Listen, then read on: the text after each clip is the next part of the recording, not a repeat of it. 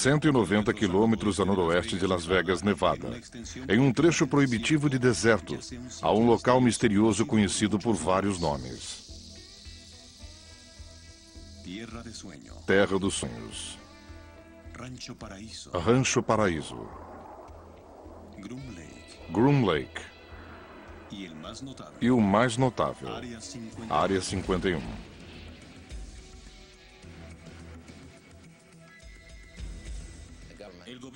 O governo não quer reconhecer que há uma base lá.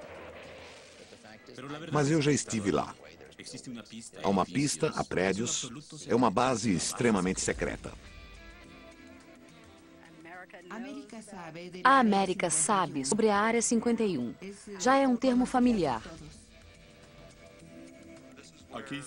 É aqui que o trabalho mais secreto e importante da nação tem sido feito.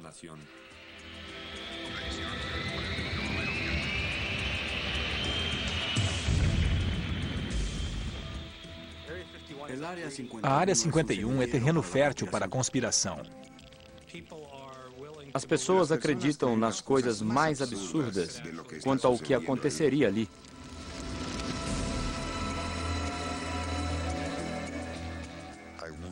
Não acho que o governo poderia ocultar um disco voador que temos desde que eu tinha 1 ano de idade. Não acho mesmo. Há muitos segredos na Área 51. Porém, os mais bem guardados poderiam levar alguns desses oficiais para a prisão. Entrada proibida. Toda a área tem sensores magnéticos e de disparo eletroóptico. Se passar da linha sem autorização, eles atiram em você. Próxima parada, Área 51. Área 51. A verdadeira história.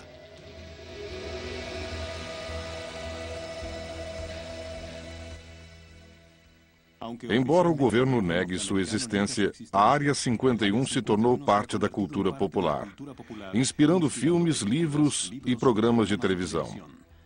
Porém, para entender a mística da Área 51, devemos olhar além das alegações extraordinárias e das teorias de conspiração. Esta é a área de pesquisa em Yucca Flat, Nevada. Uma época em que os Estados Unidos sofriam a paranoia da Guerra Fria. 3, 2, 1, 0. Uma época em que a Área 51 literalmente surgiu no deserto de Nevada, uma das diversas áreas de testes atômicos.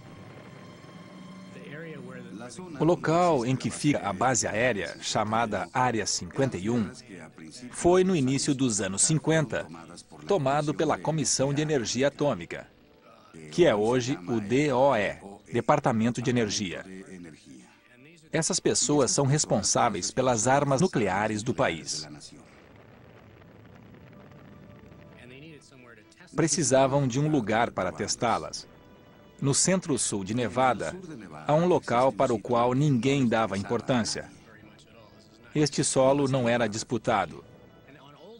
Se olhar mapas antigos da área, os mapas da Comissão de Energia Atômica, o verá dividido em áreas. Estas são quadras grandes. Em determinada época, o pedaço de terra em que fica o Groom Lake, que é um dos muitos leitos alcalinos secos da área, se chamava Área 51. Os mapas são antigos e esse sistema não é mais usado, mas o nome Área 51 permaneceu. Na primavera de 1955, a área na quadra número 51 teve papel bem maior nas negociações do governo com o Império Soviético. Naquele ano, o gênio da engenharia aeronáutica da Lockheed, Kelly Johnson, criou o primeiro avião espião super secreto da América, o U-2. Mas Johnson tinha um problema. Precisava testar sua criação secreta.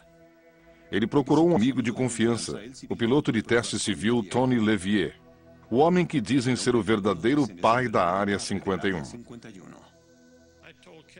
Eu disse a Kelly, eu sei exatamente o que quer e vou atendê-lo. E atendi. Procurei o perfeito lago seco, pois sabia que um lago seco é o melhor campo de pouso natural para voos experimentais. Por quase uma semana, Tony Levier e sua equipe vasculharam o deserto de Nevada, checando dezenas de locais remotos. Mas quando passaram a cadeia montanhosa Nellis e viram o Groom Lake, Levier soube que a procura tinha terminado. Este lago, em uma escala de 1 a 10, é 11. Os outros não têm nem chance. Sua localização é no interior bem remoto e poucas pessoas passam por aquele lugar. Poucas pessoas deambulam por este lugar. E resultou... Por fim, a CIA, a uns 50 ou 60 quilômetros de nós, tinha toda a estrutura e o equipamento para isso.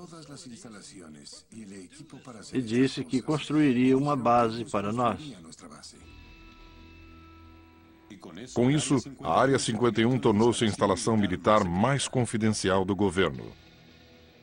Em poucas semanas, Tony Levier se viu ao controle do rebento da Guerra Fria de Kelly Johnson,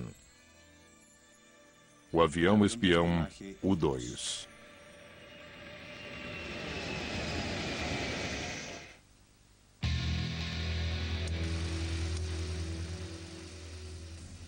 Em qualquer guerra, a arma mais poderosa é a informação sobre o inimigo. No final dos anos 50, o U-2, desenvolvido e testado na Área 51, era a arma secreta americana na Guerra Fria contra a ex-União Soviética.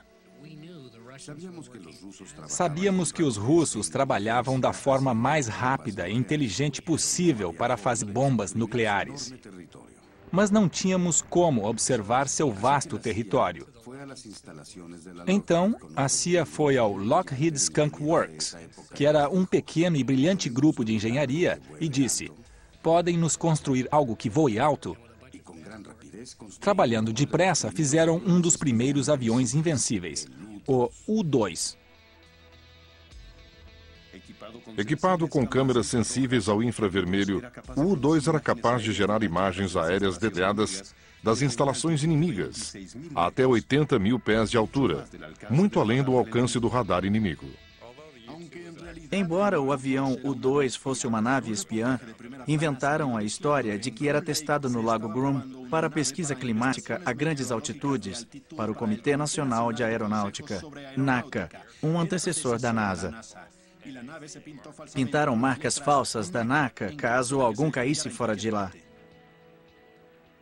Durante anos, o U-2 fez dezenas de missões clandestinas no total anonimato, trazendo provas fotográficas vitais da instalação militar russa de armas nucleares. Mas em maio de 1960, todo o segredo que cercava o U-2 caiu por terra.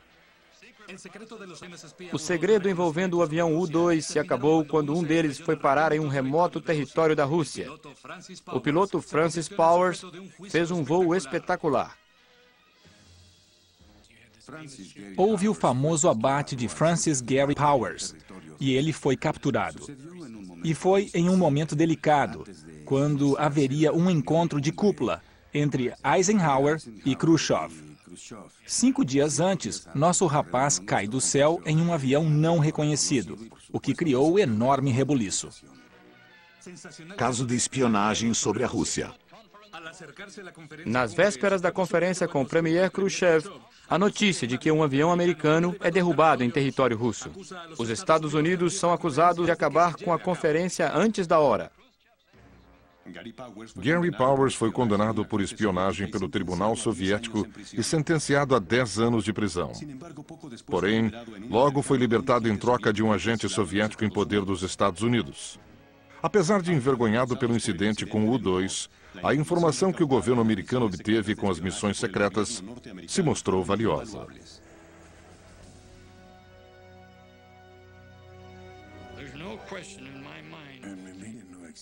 Não tenho dúvidas de que a informação que obtiveram sobre a Rússia evitou uma terceira guerra mundial.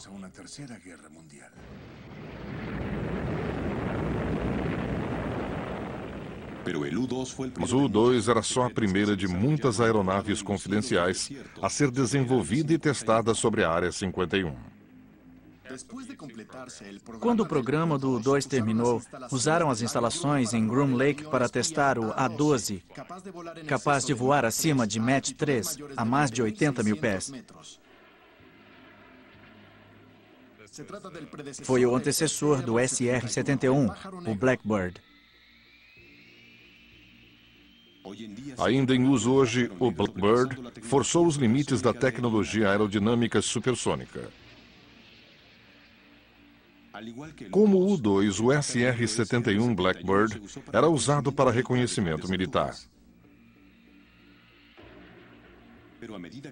Mas com o avanço da tecnologia do inimigo, até essa aeronave sofisticada ficou vulnerável e os projetos clandestinos da Área 51 tomaram um novo rumo surpreendente.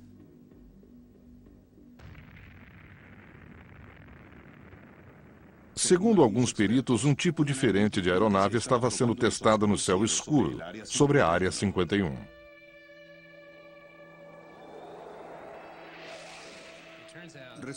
Vários de nossos agentes conseguiram obter aparelhagem militar russa, ou seja, caças MiG, sistemas de defesa por radar e muito mais. É claro que algumas pessoas de alguns governos e militares por trás da cortina de ferro eram corruptos. E parte deles acabou em Groom Lake. Havia esquadrões dos chamados Boinas Vermelhas, pilotos americanos de MiG. Apossar-se da arma do inimigo e destruí-la é muito útil. É um grande golpe e foi algo importante em Groom Lake. Era um segredo muito bem guardado. Mas os MiG russos e os Boinas Vermelhas não eram os únicos segredos na Área 51.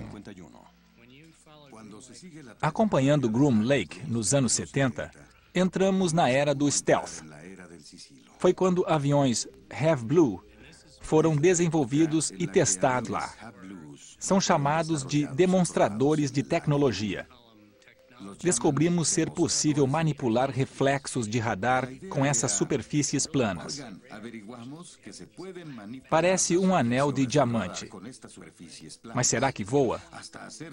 Era melhor construir um e testá-lo antes de encomendar um monte deles.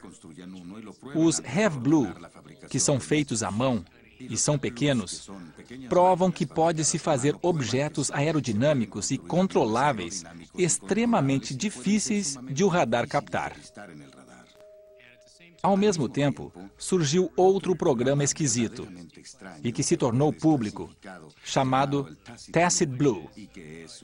Era um aparelho muito feio. Parecia um cruzamento entre um pão francês e uma pá de neve. Eles estavam tentando entender contornos mistos, indo além dos formatos planos do stealth e suavizando-os, como a lataria de um carro com curvas arredondadas. Dos projetos Have Blue e Tacit Blue, surgiu a tecnologia para a aeronave mais confidencial da América até hoje.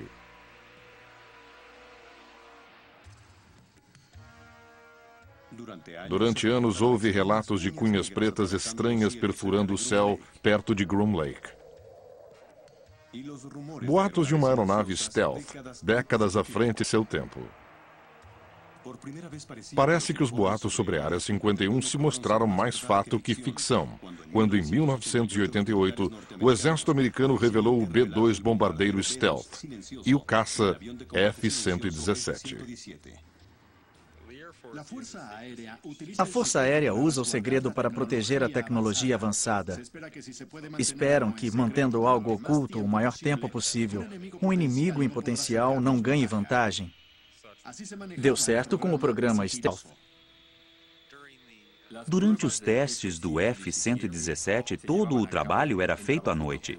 Os mecânicos, os engenheiros, os pilotos, todos se habituaram a viver de noite.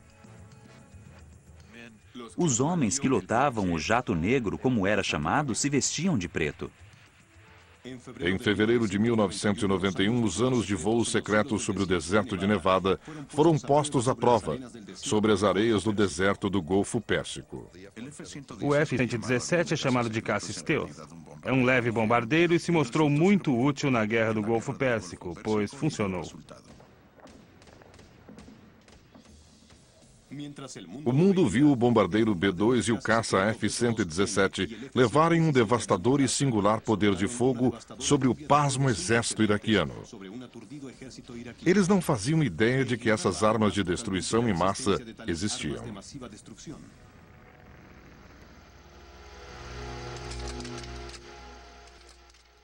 Hoje, os segredos da Área 51 perduram. Há boatos a respeito de uma aeronave hipersônica, altamente secreta, conhecida como Aurora.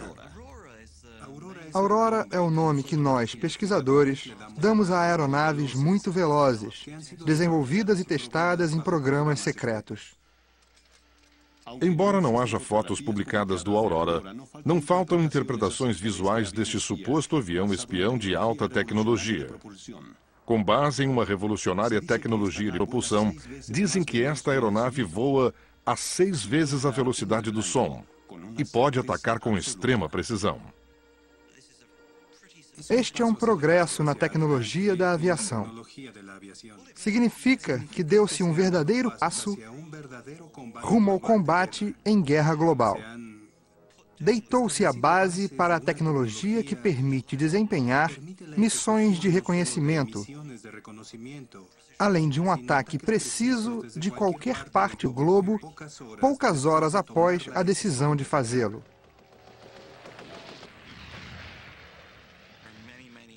E há muitas indicações de que boa parte da pesquisa e do desenvolvimento aconteceu sob orçamento secreto. Indicações fortíssimas de que a aeronave foi construída e colocada em serviço. Bill Sweetman aponta muitos registros oficiais e militares como prova de que o Aurora existe.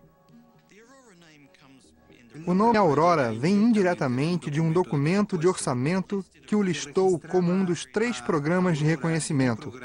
Os outros eram o SR-71 e o U-2. Pouco depois, começamos a ver as primeiras evidências físicas do programa de alta velocidade na forma de ressonâncias sônicas inexplicáveis sobre o sul da Califórnia. Elas se pareciam muito umas com as outras e não lembravam o fenômeno que conhecemos de aeronaves supersônicas militares desde os anos 50. Além das estranhas ressonâncias sônicas registradas pelos sismógrafos da Caltech, Sweetman crê que haja outra evidência do Aurora.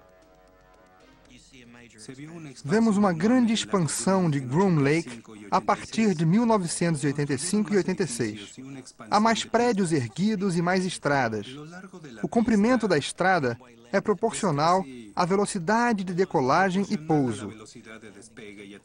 Quando se tem velocidade alta para pouso e decolagem, trata-se de uma aeronave muito veloz. Ao mesmo tempo, houve um drástico aumento de relatos de aeronaves esquisitas e velozes em Groom Lake. Os moradores de Nevada viram um avião estranho. Eles fazem muito barulho ao atravessar o deserto. São explosões sônicas. Os militares podem dizer que não existem, mas existem sim.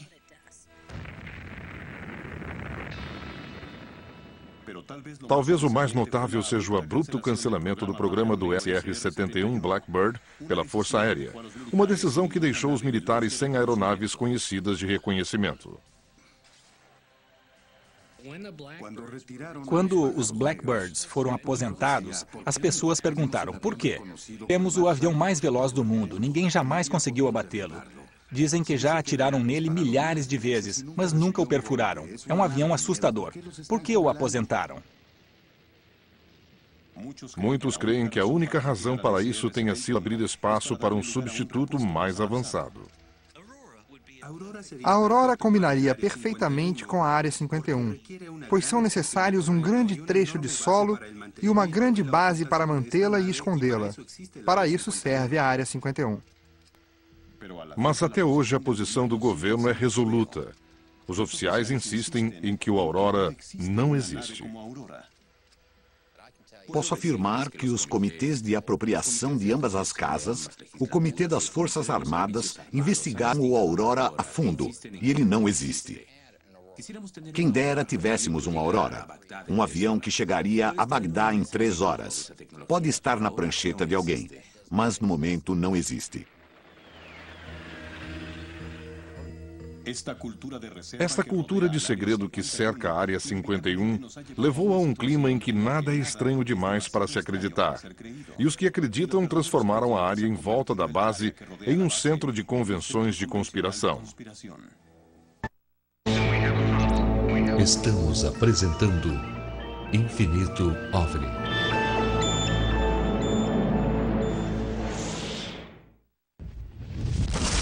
Estrada extraterrestre.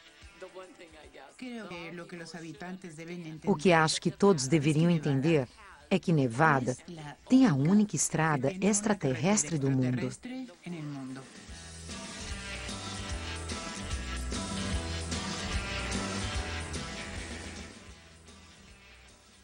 Em 1996, o estado de Nevada oficialmente chamou a Rota 375 de Estrada Extraterrestre, devido aos incontáveis relatos de OVNIs por parte dos residentes e visitantes do local. Veja, é incrível. A ligação dos OVNIs e alienígenas à Área 51 pode ser traçada até um homem, Bob Lazar, físico formado pelo MIT. A história da Área 51 se tornou pública em 1988-89, quando Bob Lazar surgiu, dizendo que trabalhou em uma nave alienígena na Área 51. Quando Lazar foi a público com as declarações, a mídia enlouqueceu.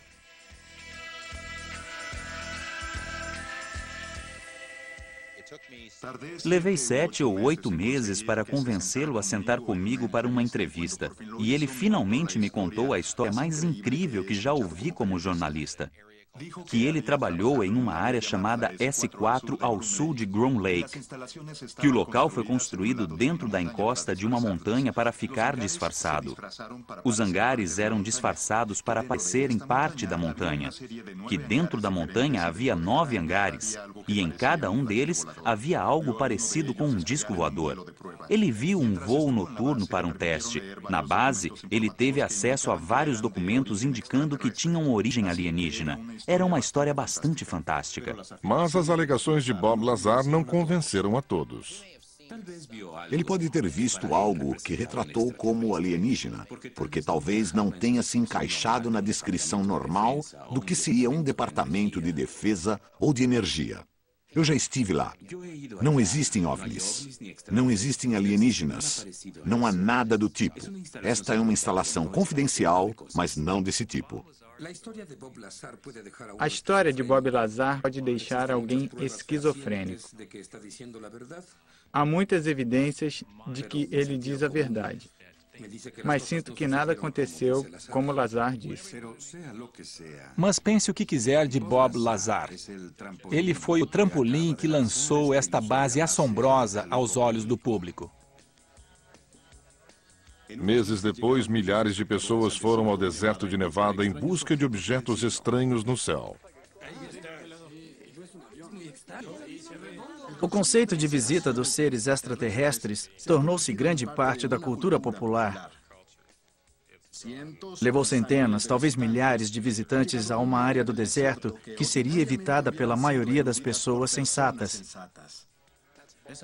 Esta é Bald Mountain. Do outro lado fica Groom Lake. Não é de surpreender que relatos de OVNIs e criaturas bizarras de outros mundos tenham ficado quase comuns. Estrela brilhante. Venha ver isso. Não, não é. Tem dois lobos. Dois lobos, um de cada lado. Venha ver. Talvez as pessoas queiram crer que somos visitados por seres de uma civilização mais avançada. Supõe-se que são seres maus. Dizem que vêm de 100 milhões de anos-luz daqui. É um salto no tempo. Foi o que eu vi. É legal. É muito legal. O súbito interesse e influxo de turistas na área ajudou a transformar a cidade de Rachel. Antes um pontinho no mapa, Rachel virou a meca dos crédulos ou incrédulos. As pessoas vêm em busca do sentido da vida. Querem respostas que não encontram em outro lugar. Muitos curiosos se hospedam no Ale Inn para fugir do calor do deserto e trocar histórias de encontros de todo grau. Nosso restaurante ficou conhecido como área de troca de informações. As pessoas podem vir falar sobre o que quiserem. Não serão ridicularizadas pelo que acreditam. Eu avistei os voos rumo a Groom Lake. Certa noite, havia 3 luzes pulsando em um intervalo de 1 segundo e o céu ficou brilhante. Já vi uma nave plástica em forma de disco. Eu nunca vi um disco voador, mas vi uma luz, como esta na minha blusa. Certa noite, voltando de Álamo, vi uma faixa laranja no céu. Eu já vi uma nave levantar do lado sul da área 51 e, de repente, voar paralelamente ao chão. Ela cobriu quase 15 quilômetros em 1 segundo e meio. Todos os dias ouvimos um relato de alguém. Muita gente já trabalhou na área 51. Dizem que lidaram com seres de outro planeta. E dizem que há mais do que um tipo. Nariz grande, nariz pequeno, cinza, um réptil, um laranja, um azul e os humanoides. Ainda não ouvi uma história completa do que existe naquela colina. Acho que eles não são de origem extraterrestre. Acho que são interdimensionais. É como se alguém girasse um botão e mudasse de frequência, saísse de nossa realidade para outra. Pode ser simples assim.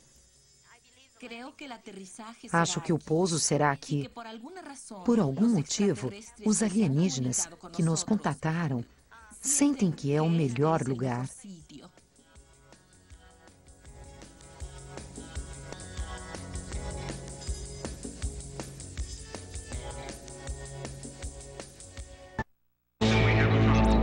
Estamos apresentando Infinito OVNI.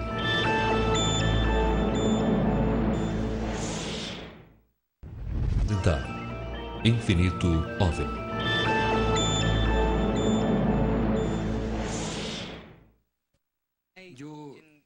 Eu queria pensar que há alienígenas na área 51, mas não vou acreditar até ver um. É um ótimo tema para um filme. Como produtor executivo do filme de ficção científica Independence Day, Bill Fay encontrou uma resposta oficial incomum quando buscou o suporte técnico militar para fazer o filme. Tivemos reuniões com todos os ramos militares e representantes do Departamento de Defesa e nos disseram: gostamos do roteiro, mostra os militares em boa posição, gostamos de tudo, exceto uma coisa. Queremos que retirem as referências à Área 51. Ficamos surpresos. Não soubemos de onde isso partiu. O filme girava em torno da mitologia da Área 51. E isso realmente toca as pessoas. Era algo que não poderíamos mudar. Era parte integrante da história e dissemos isso a eles. Eles responderam, tudo bem, mas não podemos ajudar. Por que os militares se preocupam tanto com alienígenas e Área 51? Ironicamente, em agosto de 1997, após décadas negando tudo, desde o U-2 até o Aurora, a CIA fez uma declaração chocante. Um relatório da CIA foi liberado, admitindo que a Força Aérea usou OVNIs dos anos 40, 50 e 60 até hoje como disfarce para suas atividades. Segundo a declaração oficial da CIA, milhares de OVNIs relatados por testemunhos eram apenas testes e voos de reconhecimento. Quando se compila o conjunto de voos do histórico do U-2, do SR-71, de seu antecessor e do Tacit Blue, que levou o desenvolvimento do caça stealth, o herói da Guerra do Golfo, tem-se resposta para todos os avistamentos de OVNIs na Área 51. Mas por que permitir tantos boatos de OVNIs e alienígenas? A CIA gasta mais da metade de sua verba em contra-espionagem e atividades de desinformação. A ideia é que se podemos atar o inimigo e fazê-lo gastar energia e recursos caçando coisas que não existem, podemos ter vantagem sobre ele. Se você classificar os relatos como sendo de OVNIs, ninguém vai investigar. É um disfarce muito inteligente. Muitos creem que a declaração da CIA não passa de sua mais recente trama de desinformação para encobrir a verdade quanto a OVNIs e a Área 51.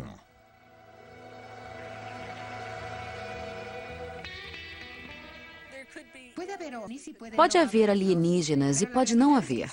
A verdade é que há uma grande instalação ali, sem dúvida. Basta olhar na montanha e ver. O que ocorreu na Área 51 foi que, na tentativa de manter o lugar o mais secreto possível, eles o tornaram famoso. Hoje é um nome muito conhecido. Toda essa tensão pôs esta instalação, que já foi insignificante e despretensiosa, no mapa, para quem quiser encontrar. É para onde o governo vai quando quer ficar sozinho, apesar de nossos esforços de investigar e das tentativas de rastrear pessoas que trabalharam lá e viram coisas. Ainda é um lugar secreto. Localizar a instalação secreta parece muito simples. Entrar nela é uma outra história. Não há cerca na área de Groom Lake. Há uma fronteira. Não é bem demarcada, mas definida por estacas especiais. É cercada por montanhas e é muito hostil. Quem vier aqui no verão e não beber alguns litros de água por dia em 2 ou 3 dias, estará morto. Se a mãe natureza não basta para deter o insistente invasor, o sistema de segurança onipresente e de longo alcance consegue. Atrás de mim, agora, há 2 guardas da segurança da base secreta da Área 51. Estão lá em cima nos olhando, vendo tudo o que fazemos. Tem binóculos potentes. Há várias câmeras por controle remoto ao longo desta linha. Toda a área tem sensores magnéticos e sensores eletroóticos. Podem até estar nos ouvindo agora. Naquela área, mesmo em território público, existem sensores de estrada para detectar veículos passando pelos caminhos de terra ao redor da base.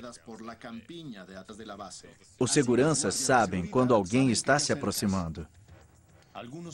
Alguns dizem que a tecnologia de segurança é tão avançada que o pessoal da Área 51 pode saber que alguém chega pelo cheiro. Dizem que o perímetro tem sensores sofisticados capazes de distinguir odores emitidos por seres humanos dos de outros animais do deserto.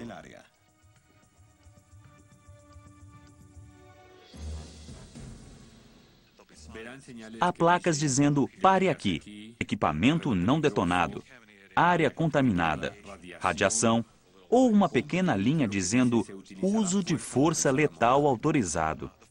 Isso detém a maioria das pessoas. Os tolos são os que vão além.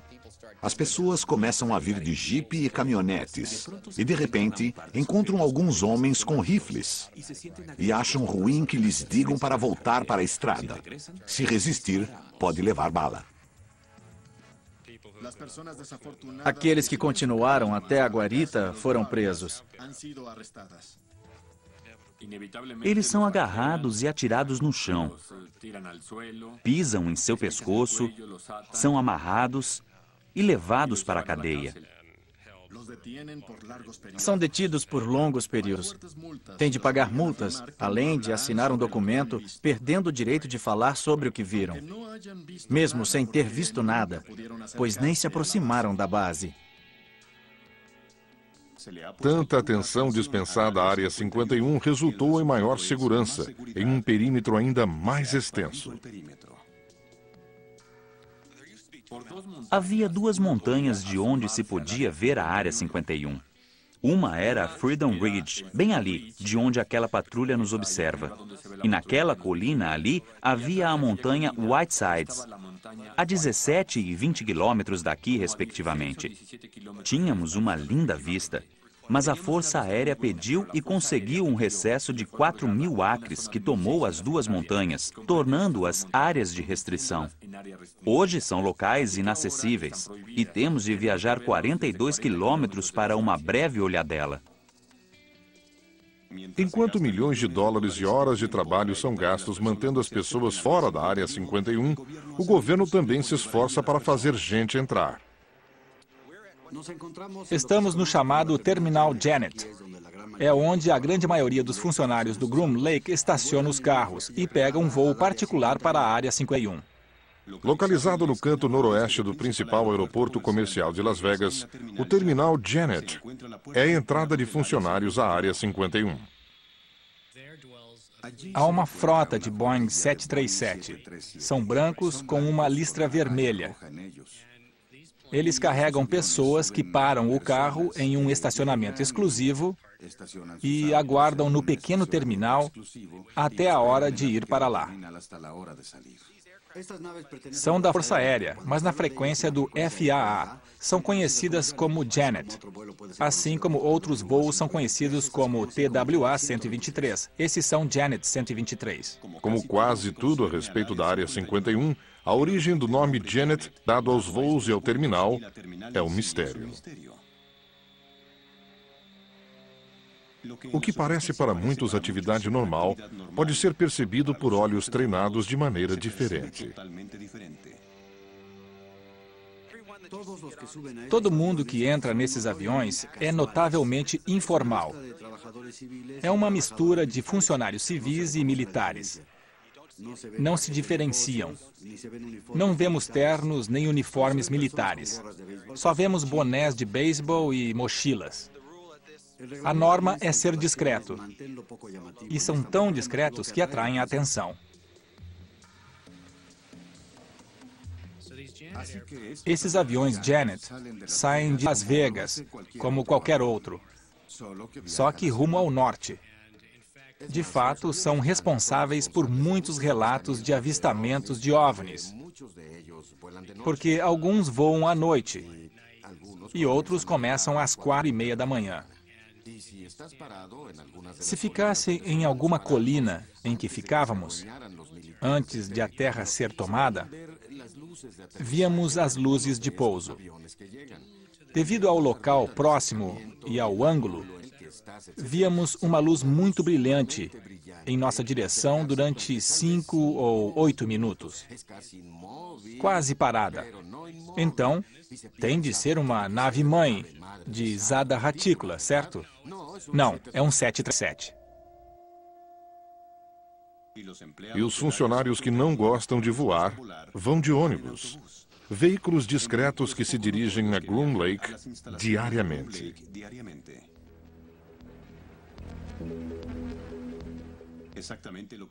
O que acontece exatamente quando os funcionários chegam é um segredo protegido por normas de segurança nacional.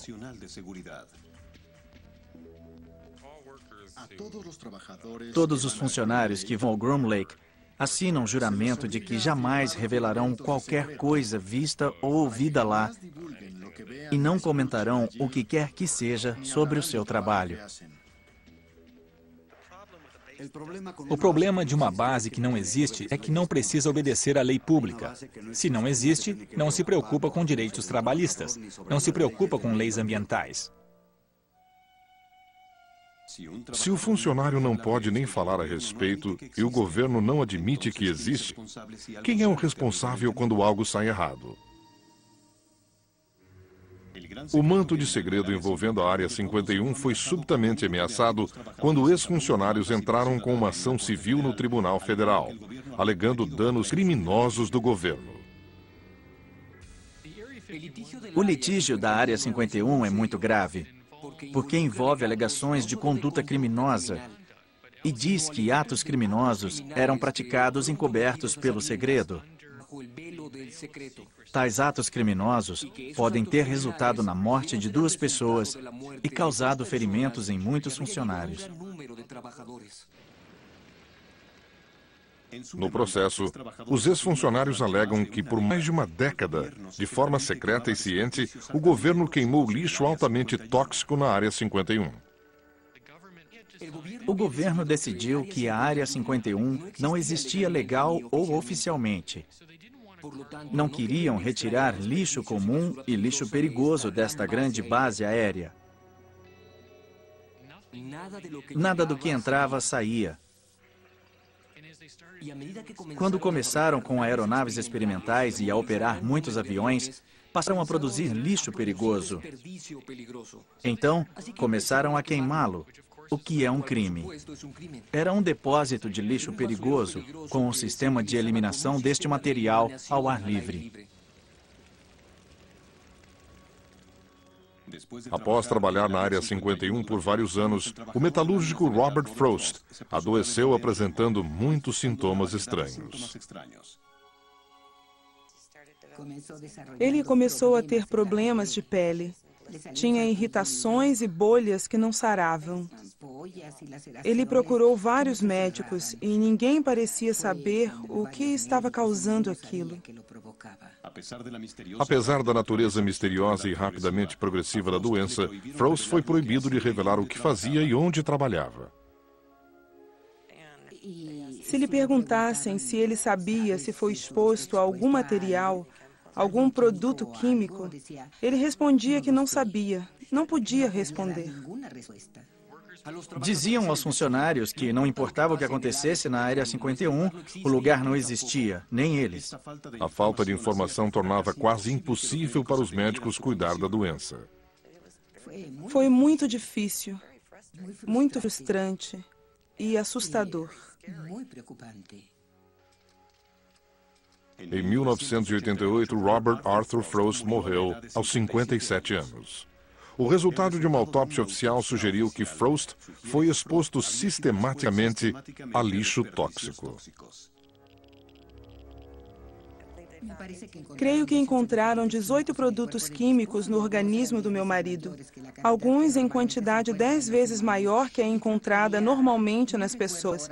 Acho que havia 2 ou 4 que nunca tinham sido encontrados em seres humanos. Em agosto de 1994, Helen Frost entrou com uma ação em nome de seu finado marido e outros 6 ex-funcionários da Área 51. Eles também foram forçados a sofrer em silêncio em situação parecida. Mas desde o início, o advogado Jonathan Turley sabia que seria difícil. Quando abrimos o caso nas 2 primeiras audiências, o governo não reconheceu a existência da Área 51. Pode-se ver a base de locais públicos. Há fotos de lá. Os russos, por tratado, podem sobrevoá-la. E os advogados do Departamento de Justiça disseram: não podemos admitir nem negar a existência da base. Eu respondi: eu o levo até lá, senhor juiz. Posso mostrá-la. Em 29 de setembro de 1995, após mais de 4 décadas de negações oficiais, o governo americano reconheceu a existência da Área 51 nos documentos de determinação presidencial de número 9545.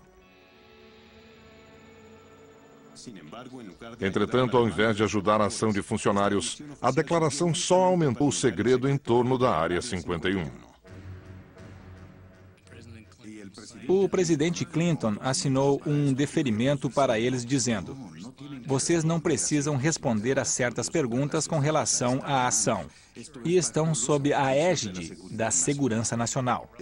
A ação vai de encontro a um muro, por ordem do presidente. Quando se dá a um órgão a prerrogativa de cumprir sua agenda, descartando as outras, haverá abusos. E estamos pagando pelos abusos.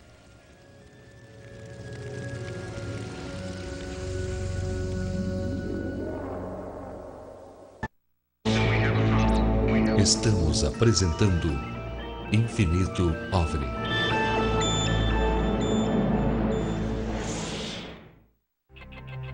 Voltamos a apresentar Infinito OVNI.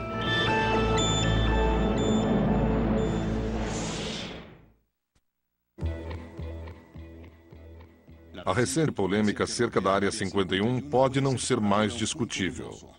Um artigo escrito por Jim Wilson e publicado na Popular Mechanics chegou a uma surpreendente conclusão. A Área 51 mudou de lugar. A prova da decisão de mudar a Área 51 de lugar é a falta de atividade no local. Os relatos que tínhamos de estranhas luzes no céu começaram a diminuir. O que acontecia lá, claramente, parou de acontecer. Desconfiado da redução de atividade repentina, Wilson decidiu investigar. Foi até a instalação em Groom Lake. Lá encontrou ninguém. Completamente vazia. Segui pela estrada que leva ao leito seco do lago e fui tão longe que cheguei a uma cerca demarcando a área de bombas. Não tinha ninguém. Fui à cidade de Rachel para falar com amigos que me ajudaram em matérias anteriores. Eles não estavam. A partir daí, comecei o trabalho de detetive e fiz perguntas do tipo: para onde levariam uma base? Neste artigo, Wilson diz que os projetos confidenciais, funcionários e equipamentos abrigados em Groom Lake tinham sido transferidos para um complexo de lançamento de mísseis abandonado em Utah e 2 outras instalações militares no Colorado. Segundo Wilson, a mudança se deu por 2 fatores principais. Um deles, contaminação radioativa, resultado de intensos testes nucleares conduzidos durante os anos 40 e 50. Estão descobrindo que, dos testes subterrâneos, muitos materiais vieram à tona por meio da camada de rocha, algo que nunca previram. Houve vezes em que a área teve de ser evacuada por vários dias devido à precipitação radioativa. O local é muito perigoso. Não é seguro conduzir essas operações. O segundo motivo oferecido por Wilson para o abandono da Área 51 é o foco dos projetos militares de alta tecnologia. A Força Aérea dos Estados Unidos subitamente mudou sua missão. Passou de Força Aérea e Espacial para Força Espacial e Aérea. A próxima geração de naves poderá voar no espaço. Para tanto, é preciso uma plataforma diferente de lançamento e de instalações de apoio muito caras de duplicar. Muitas delas já existem nas redondezas de Colorado Springs. Há plataformas de lançamento e uma plataforma de pouso muito segura na base da Força Aérea Michael, que fica no meio de uma área na qual ninguém em sã consciência quer entrar. É onde testam agentes biológicos e de gás asfixiante. A lendária base confidencial foi fechada para sempre. Seus segredos morrerão com ela? Esta última revelação seria apenas outra peça num quebra-cabeça desconjuntado do mito americano da Área 51? Na minha opinião, nunca saberemos o que já aconteceu lá. Que dirá o que acontece agora? O governo agiu depressa, vacilou um pouco aqui e ali. De vez em quando, ouve-se, por exemplo, temos uma instalação em Groom Lake e mais nada. Acho que muito da atenção que cerca a Área 51 seria reduzida se o governo desse um nome à base. Sim, estamos fazendo uns projetos lá e pronto. É a ideia de uma base inexistente, sem nome, que chama a atenção. As pessoas adoram mistérios. Enquanto nos tratarem assim, como se Groom Lake não existisse, a imaginação vai correr solta. Ela está cheia de contos sinistros de alienígenas e sabe-se lá o que mais. Como não se pode provar o que acontece lá, pode-se dizer o que quiser do lugar. John Kennedy tem ligação com ele. Elvis está lá dentro. É um quadro negro para escrever seus sonhos e medos. O governo ainda tem projetos delicados e o público não tem, necessariamente, o direito de saber de tudo. Não me importa que testem a Aurora ou qualquer outra aeronave. São as outras coisas escondidas pelo véu do segredo que me incomodam. O povo quer acreditar que o governo está fazendo algo. Esconde coisas que não deveriam saber. Mas há certas coisas que devem ser feitas pela segurança nacional do país. Não queremos privar o povo americano desta informação, e sim outros países do outro lado do oceano. O que acontece lá não é mistério. É um trabalho muito avançado que nosso governo, como nação, está fazendo. É uma das poucas instalações no mundo que é o máximo de progresso para o planeta. Espero que, com mais programas abertos, a natureza da Área 51 seja revelada. Muita gente pode ficar decepcionada quando descobrir a realidade mundana da Área 51. Porém, mundana ou não, uma coisa é certa. A mística da Área 51 prendeu a imaginação da nação. Neste lugar, o sonho de algumas pessoas se realiza. Dos engenheiros, dos cientistas, dos homens e mulheres que têm a visão dos avanços e das tecnologias de longo alcance que são desenvolvidas lá. Para gente como eu, é mais uma miragem do que um sonho.